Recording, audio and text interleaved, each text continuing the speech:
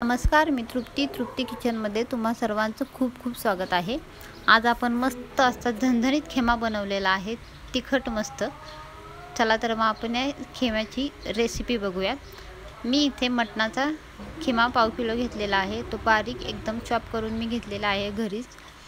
त्यानंतर मी 3-4 कांदे घेतलेले आहेत, हळद, मीठ आणि मसाला। तेल गरम करून घेत आहे। गरम तेलामध्ये कांदा मी टाकून घेत आहे आणि छान परतून घ्यायचा आहे कांदा।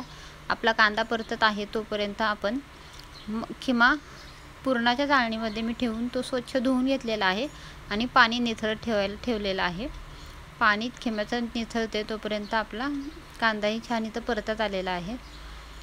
कांदा थोडासा लालसर झाल्यानंतर मी याच्यामध्ये खिमा सगळा टाकून घेत आहे। तुम्ही बघू शकता पाणी पूर्ण निथळलेलं आहे।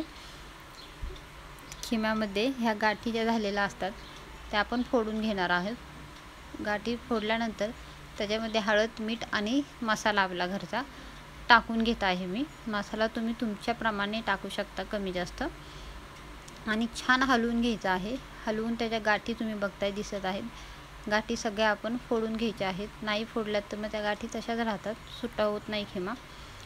छान परतून घ्यायचं। त्याचं अंगाचं पाणी जे सुटतं ना मटणाचं, ते आपण पूर्ण आटवून घेणार आहोत, नाहीतर त्याला असा वास येतो, हिरवळ वास येतो। त्याच्यामुळे आपण पाणी सगळं आटवून घेतलेलं आहे। त्याच्यामध्ये आता मी कोथिंबीर ॲड करत आहे। कोथिंबीर पण टाकून छान हलवून घेते।